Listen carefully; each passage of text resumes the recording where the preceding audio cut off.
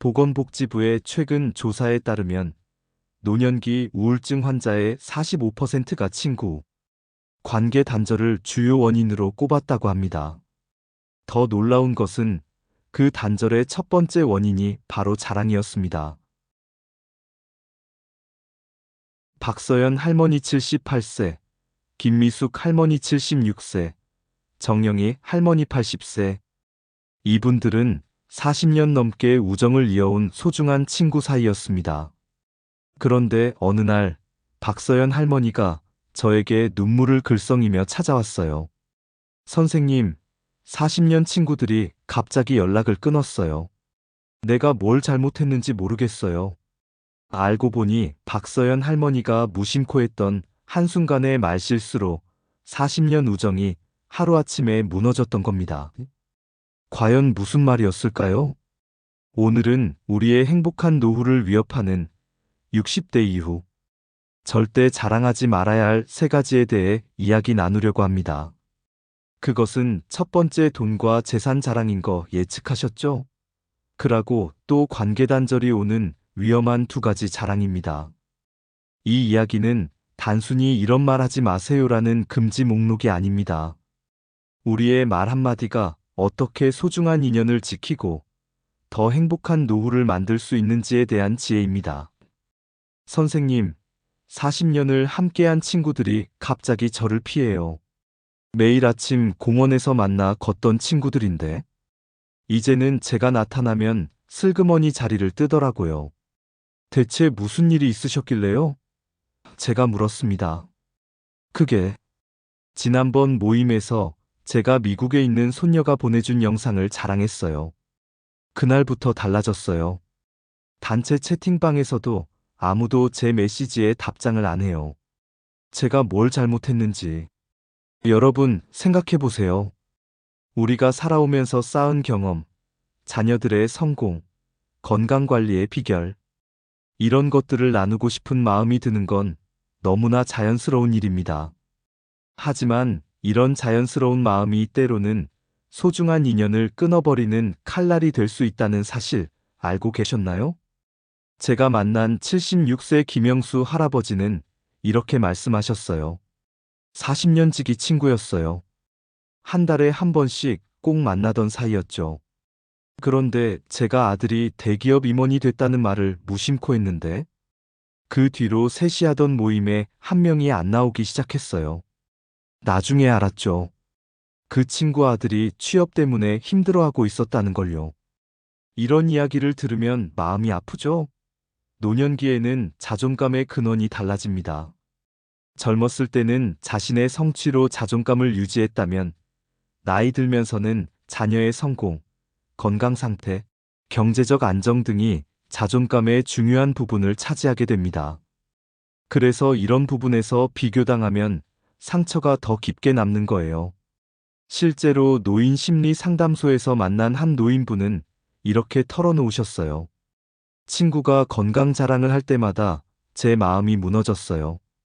저는 무릎 수술을 하고 걷기도 힘든데 그 친구는 매일 10,000보씩 걷는다고 자랑하더라고요. 결국 우울증 약을 먹기 시작했습니다. 여러분, 노년기 우울증의 주요 원인 중 하나가 바로 이런 비교와 상실감이라는 거 아시나요? 제가 오랫동안 노인 심리 상담을 하면서 깨달은 것이 있습니다. 사람은 나이가 들수록 진정한 대화의 가치를 더 소중히 여긴다는 점이에요. 그런데 정작 우리는 대화의 기술에 대해서는 제대로 배운 적이 없죠. 한번 생각해 보세요. 여러분이 마지막으로 누군가의 이야기를 정말 진심으로 들어준 것이 언제인가요? 상대방의 말을 끊지 않고, 조언하려 들지 않고, 그저 공감하며 들어준 적이 언제였나요? 79세 박명자 할머니는 이렇게 말씀하셨어요. 제 인생의 전환점은 3년 전이었어요. 항상 제 이야기, 제 자랑만 했던 저였죠. 그러다 문득 깨달았어요. 말할 때는 잠깐 기분이 좋지만 말을 끝내고 나면 왠지 모를 공허함이 밀려오더라고요. 그때부터 제 입을 닫고 다른 사람 이야기를 들어주기 시작했어요. 신기하게도 제가 경청하기 시작하자 사람들이 더 자주 저를 찾더군요. 정말 놀라운 점은 경청의 힘이 과학적으로도 증명되었다는 사실입니다. 한 연구에 따르면 상대방의 이야기를 판단 없이 들어주기만 해도 스트레스 호르몬이 감소한다고 합니다. 듣는 사람도 말하는 사람도 모두 마음이 편안해지는 거죠. 자, 그럼 이제 본격적으로 60대 이후 절대 자랑하지 말아야 할 세 가지에 대해 이야기해 볼까요? 이 세 가지만 조심한다면 여러분의 인간관계는 더욱 깊고 풍요로워질 것입니다. 첫 번째는 바로 돈과 재산 자랑입니다. 얼마 전 만난 73세 김성훈 할아버지의 이야기를 들려드릴게요.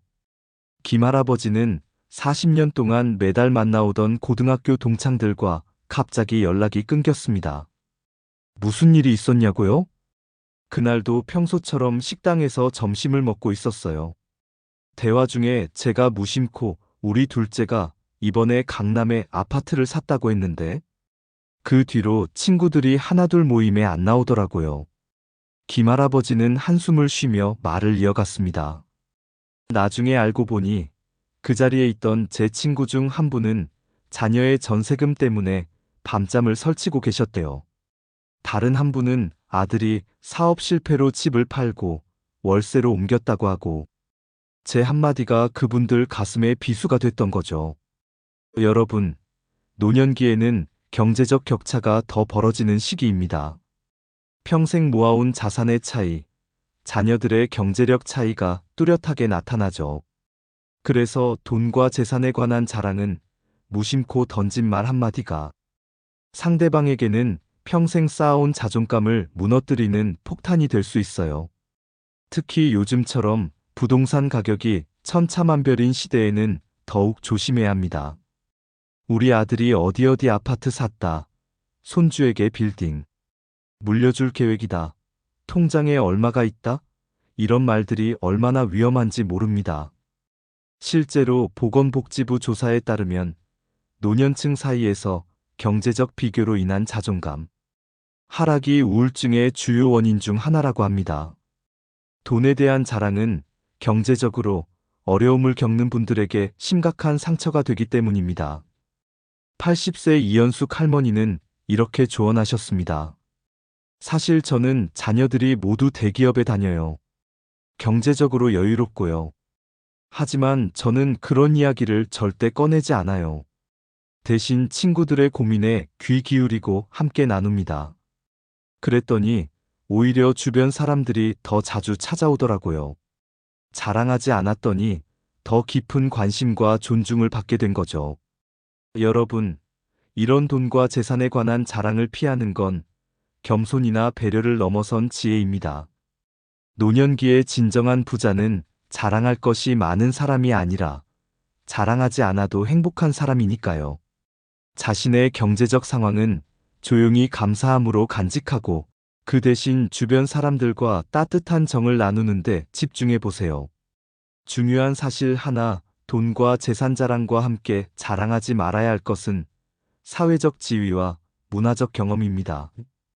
지난달 한 실버 커뮤니티에서 있었던 일을 들려드릴게요. 이 커뮤니티에서는 매주 목요일마다 독서 모임이 열렸습니다. 60대부터 80대까지 다양한 연령층의 회원들이 책 한 권씩 읽어오고 이야기를 나누며 즐거운 시간을 보냈죠. 독서 모임을 이끌어온 78세의 이상철 선생님은 이렇게 말씀하셨어요. 처음에는 정말 화기애애했어요. 그런데 한 회원분이 나는 일주일에 책을 3권씩 읽는다고 자랑을 했고, 다른 분은 난 일본어로 된 원서를 본다고 하셨어요. 그러더니 어느 순간부터 책 읽는 양과 어려운 책을 읽는 것으로 경쟁이 시작됐죠. 결국 어떻게 됐을까요? 결국 독서 모임이 와해됐어요. 한 회원분이 갑자기 나오지 않게 되었는데 알고 보니 그분은 평생 공장에서 바쁘게 일하시느라 책을 많이 읽을 기회가 없었대요. 다른 분들의 지식 자랑에 자신의 배움이 부족했다는 사실이 너무 부끄러워서 끝내 모임을 떠나셨다고 합니다. 또 다른 예로 81세의 김영숙 할머니의 경험도 있습니다. 해외여행 다녀온 이야기로 시작됐어요. 한 분이 나는 1년에 2번은 해외여행 간다고 하셨죠. 다른 분은 백화점 VIP라서 특별한 곳에서 식사한다고 하시고, 점점 고급 음식점, 명품 이야기로 번져갔어요. 그러다 보니 월급쟁이 시절 검소하게 살았던 제 인생이 초라하게 느껴지더라고요. 여러분, 이런 문화생활이나 사회적 지위에 대한 자랑은 더 깊고 은밀한 상처를 남깁니다. 돈 자랑보다 더 교묘하게 사람의 자존감을 떨어뜨리죠. 왜냐하면 이런 자랑은 단순히 경제력의 차이가 아니라 품이나 교양의 차이를 드러내는 것처럼 느껴지기 때문입니다. 노인 심리 연구 결과에 따르면 이러한 문화적 경험에 대한 자랑으로 인한 상처가 오히려 돈이나 건강, 자랑보다 더 오래 지속된다고 합니다. 왜냐하면 이것은 평생 쌓아온 자아, 정체성에 대한 근본적인 의문을 품게 만들기 때문이죠. 75세 박서주 선생님은 전직 심리 상담사로 이런 조언을 주셨습니다. 나이 들수록 사람들은 자신의 가치를 증명하고 싶어 합니다. 그래서 더 열심히 배우고 여행도 다니고 새로운 취미도 가져요. 이는 분명 좋은 일입니다. 하지만 이것을 자랑거리로 삼는 순간 오히려 자신의 불안감을 드러내는 꼴이 됩니다. 여러분, 문화생활이나 취미는 자신의 즐거움과 성장을 위한 것이지 남에게 보여주기 위한 것이 아닙니다. 진정한 행복은 남들에게 보여주기 위한 것이 아닌 자신만의 속도로 찾아가는 것임을 기억하세요. 대신 자신의 경험을 나눌 때는 자랑이 아닌 공유의 마음으로 접근해 보세요. 난 이런 걸 봤어가 아니라 혹시 이런 것에 관심 있으신가요? 라고 물어보는 것이죠. 그러면 대화가 경쟁이 아닌 함께 성장하는 기회가 됩니다. 두 번째로 자랑하지 말아야 할 것은 자녀의 성취와 과거의 업적입니다. 이 두 가지는 심리적으로 매우 밀접하게 연관되어 있어 함께 살펴보려고 합니다. 먼저 자녀의 성취 자랑에 관한 이야기부터 시작할게요. 평생을 교직에 몸담았던 76세 이만수 선생님의 이야기입니다. 선생님은 퇴직 후 매주 전직 교사 모임에 참석했습니다. 그날도 평범하게 대화를 나누고 있었어요. 자연스레 자녀 이야기가 나왔고, 제가 무심코 우리 아들이 대기업 본사에서 임원으로 일한다는 말을 했죠. 그런데 그 순간부터 분위기가 차가워졌어요. 이만수 선생님은 말을 이으셨습니다. 저는 그냥 일상적인 대화라고 생각했는데 30년 지기 친구들이 하나둘 모임을 피하더군요. 나중에 알고 보니 그 자리에 있던 친구 중 한 명의 아들이 해외 취업 준비로 힘들어하고 있었고, 또 다른 친구의 딸은 번번이 취업에 실패하고 있었다고 합니다. 제 자랑이 그들에게 비수가 되었던 거죠. 심리학에서는 이런 현상을 대리 성취와 투사적 동일시라고 부릅니다. 특히 노년기에는 직접적인 성취 기회가 줄어들면서 자녀의 성공을 자신의 성공으로 느끼는 심리적 기제가 강화됩니다. 자녀의 성공은 부모의 양육과 교육 방식이 옳았다는 자기 확증 편향을 만족시켜주기도 하죠. 그러나 이런 자녀 자랑이 위험한 이유는 두 가지입니다. 첫째, 자녀의 성공은 부모의 능력만으로 결정되는 것이 아닙니다. 운이나 사회적 기회, 개인의 노력 등 여러 요소가 복합적으로 작용하죠. 그런데 자랑을 할 때는 마치 부모의 능력이 결정적 요인인 것처럼 보이게 됩니다. 둘째, 자녀 자랑은 이중의 상처를 줍니다. 자녀가 어려움을 겪고 있는 부모에게는 자신의 부모로서의 능력까지 의심하게 만드는 비교 불안을 일으키기 때문입니다. 이는 노년기 정체성의 핵심 영역을 침해하는 일이죠. 한 자녀분의 고백을 들어보세요. 어머니가 저를 자랑하실 때마다 정말 숨이 막혔어요. 주위 분들의 시선이 따가웠고 그분들의 자녀들과 마주치는 것도 불편했어요. 결국 어머니가 모임에 나가는 것조차 부담스러워 하셨죠. 저 때문에 어머니가 관계를 잃게 된 것 같아 마음이 아팠습니다. 자녀 자랑은 자녀에게도 큰 심리적 부담을 줍니다. 심리학에서는 이를 과잉 기대 스트레스라고 합니다. 부모의 기대가 지나치면 자녀는 항상 그 기대에 부응해야 한다는 압박을 느끼고 이는 심각한 불안과 우울로 이어질 수 있습니다. 이어서 과거 업적과 직업적 성공 자랑에 대해 이야기해 볼까요? 최근 한 실버타운에서 있었던 충격적인 사건이 있었습니다. 매일 아침 테니스를 치던 8명의 모임이었습니다. 다들 70대 후반의 나이였죠. 그러던 어느 날 한 분이 나는 30대 때 전국대회에서 우승했다는 말을 꺼냈고 다른 분은 난 선수 출신이야라며 자신의 과거 이야기를 하기 시작했습니다. 그날 이후 테니스장이 썰렁해졌어요. 실버타운 관리소장은 이렇게 말합니다. 알고 보니 그분들 중 한 분이 젊었을 때 테니스를 배우고 싶었지만 형편이 어려워 포기하셨대요. 지금은 초보지만 열심히 배우고 계셨는데 다른 분들의 화려했던 과거 이야기에 큰 상처를 받으셨나 봅니다.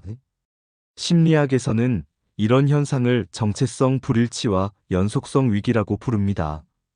노년기에는 은퇴, 신체적 변화, 사회적 역할, 축소 등으로 인해 과거의 자신과 현재의 자신 사이에 불일치를 경험하게 됩니다. 이때 과거의 영광을 자랑하는 것은 이런 불일치를 더욱 강화시키고 현재의 자신을 더욱 초라하게 만들기도 합니다. 72세 한미경 선생님은 은퇴한 심리 상담사입니다. 그녀는 이렇게 설명합니다. 제가 상담했던 분 중에는 과거 국가대표 출신이셨는데 매일 그 시절 이야기만 하셨어요. 그러다 우울증이 왔죠. 현재의 삶에서는 만족을 찾지 못하시는 거예요. 과거의 영광이 오히려 현재의 행복을 가로막은 거죠. 이런 과거 자랑이 위험한 이유는 사회적 비교 이론으로 설명할 수 있습니다. 우리는 자신의 가치를 평가할 때 주변 사람들과 비교하는 경향이 있습니다. 그런데 과거의 성취를 자랑하는 사람들은 무의식적으로 하향 비교를 통해 자존감을 회복하려고 합니다. 나는 예전에 이랬다라는 말은 난 지금도 가치 있는 사람이다라고 확인받고 싶은 심리가 숨어 있는 것이죠.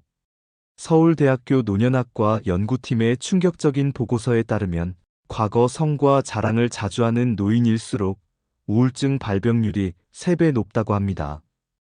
더 놀라운 것은 그들의 80%가 대인관계에서 고립을 경험한다는 점입니다. 76세 정민국 할아버지의 이야기는 우리에게 큰 교훈을 줍니다. 제가 은퇴 전에는 대기업 중역이었거든요. 처음 실버타운에 왔을 때 저도 모르게 그 시절 이야기를 자주 했어요. 내가 그때 300명을 관리했지, 해외 지사도 만들었지. 그런데 어느 날 우연히 들었어요. 다른 분들이 절 과거 자랑 박사라고 부른다는 걸요. 그는 목소리를 낮추며 말을 이었습니다. 지금 생각하면 부끄럽죠? 제 옛날 이야기가 다른 분들에겐 불편했을 거예요. 평생 자영업 하신 분도 계셨고 일찍 퇴직하신 분도 계셨으니까요. 제가 자랑할 때마다 그분들 마음이 어땠을지 이제야 깨달았습니다. 특히 노년기의 자녀 성취 자랑과 과거 업적 자랑은 심리학적으로 보상 심리와 연결됩니다. 현재의 상실감을 과거의 영광이나 대리 성취로 메우려는 시도인 것이죠. 하지만 이런 시도는 오히려 현재 순간의 가치와 기쁨을 놓치게 만듭니다. 여러분, 자녀의 성취나 과거의 업적은 여러분의 정체성의 일부이지만 전부는 아닙니다. 진정한 지혜는 지금 이 순간의 가치를 발견하고 새로운 의미를 찾아가는 것에 있습니다. 대신 이런 방법을 시도해 보세요. 자녀 얘기가 나올 때는 자랑보다는 그들의 행복과 건강을 바라는 마음을 표현하세요. 과거 이야기가 나올 때는 그때는 그랬지만 지금은 이런 새로운 것을 배우고 있어라며 현재의 성장에 초점을 맞추는 것이 좋습니다. 인생의 의미는 과거의 성취나 자녀의 성공에 있는 것이 아니라 지금 이 순간 맺고 있는 따뜻한 인연과 매일의 작은 기쁨에 있다는 것을 기억하세요. 그것이 노년기를 더욱 풍요롭게 만드는 비결입니다. 특히 자녀나 과거 자랑을 대신할 수 있는 감사의 대화를 연습해 보세요. 심리학자들은 감사 표현이 노년기 우울증을 예방하는 가장 효과적인 방법 중 하나라고 말합니다. 우리 아들이 임원이 됐어라고 말하는 대신 요즘 자녀들과 통화할 시간이 있어서 감사해라고 표현하는 것이죠. 마찬가지로 과거 이야기도 가르치려는 태도가 아닌 공유하는 마음으로 전달하세요. 내가 그때 상을 받았지가 아니라 그 경험에서 이런 교훈을 얻었어. 여러분은 어떻게 생각하세요? 라고 물어보는 것이죠. 심리학에서는 이런 대화 방식을 상호주관적 대화라고 부릅니다. 일방적인 자랑이 아닌 상대방과 함께 의미를 만들어가는 대화죠. 이런 대화는 관계를 깊게 하고 서로에 대한 이해와 존중을 키웁니다. 83세 장영호 할아버지의 말씀은 우리에게 깊은 울림을 줍니다. 젊었을 땐 늘 자랑하고 싶었어요. 은행 잔고도, 자녀 자랑도. 하지만 80이 넘어 깨달았습니다. 진정한 부자는 침묵할 줄 아는 사람이더군요. 지금은 자랑 대신 감사하는 마음으로 살고 있습니다. 그러니 정말 행복해요. 여러분, 문화생활이나 취미는 자신의 즐거움과 성장을 위한 것이지 남에게 보여주기 위한 것이 아닙니다. 진정한 행복은 남들에게 보여주기 위한 것이 아닌 자신만의 속도로 찾아가는 것임을 기억하세요. 대신 자신의 경험을 나눌 때는 자랑이 아닌 공유의 마음으로 접근해 보세요. 난 이런 걸 봤어가 아니라 혹시 이런 것에 관심 있으신가요? 라고 물어보는 것이죠. 그러면 대화가 경쟁이 아닌 함께 성장하는 기회가 됩니다. 이제 마지막으로 세 번째 자랑하지 말아야 할 것에 대해 알아보겠습니다. 바로 건강과 신체 능력 자랑입니다. 나는 아직도 하루에 10,000보씩 걷는다. 나는 68세인데 매일 등산을 간다. 나는 약을 한 알도 안 먹는다. 내 몸 상태는 50대와 똑같다. 이런 말들이 얼마나 위험한지 한 가지 사례를 들려드리겠습니다. 71세 박영수 할아버지는 지역 경로당의 단골이었습니다. 그러던 어느 날 그는 갑자기 경로당에 나오지 않게 되었습니다. 무슨 일이 있었던 걸까요? 제 친구가 건강 자랑을 할 때마다 제 마음이 무너졌어요. 저는 얼마 전 무릎 수술을 했고 지팡이 없이는 걷기도 힘든 상태였거든요. 그런데 그 친구는 매일 나는 아직도 산을 오른다. 약 한 알 안 먹는다며 자랑하더군요. 처음엔 그냥 넘겼는데 어느 순간부터 제 자신이 너무 초라하게 느껴졌어요. 결국 우울증 약을 먹기 시작했고 경로당에 나가는 것조차 두려워졌습니다. 여러분, 노년기에는 건강 상태가 천차만별입니다. 평생 운동을 해온 분, 좋은 유전자를 타고난 분, 단순히 운이 좋았던 분들도 있죠. 반면 젊은 시절 직업의 특성상 몸을 많이 혹사했거나 질병으로 고생하시는 분들도 계십니다. 이런 상황에서 건강 자랑은 듣는 이에게 세 가지 감정을 불러일으킵니다. 첫째, 통제 불가능한 상실감입니다. 심리학에서는 이를 내적 통제감 상실이라고 부릅니다. 건강은 어느 정도 노력으로 관리할 수 있지만 노년기의 많은 건강 문제는 개인의 의지만으로 극복하기 어렵습니다. 이런 상황에서 건강 자랑을 들으면 자신의 통제력을 완전히 상실했다는 무력감을 느끼게 됩니다. 둘째, 사회적 고립감입니다. 건강에 문제가 있는 노인들은 나만 이런가?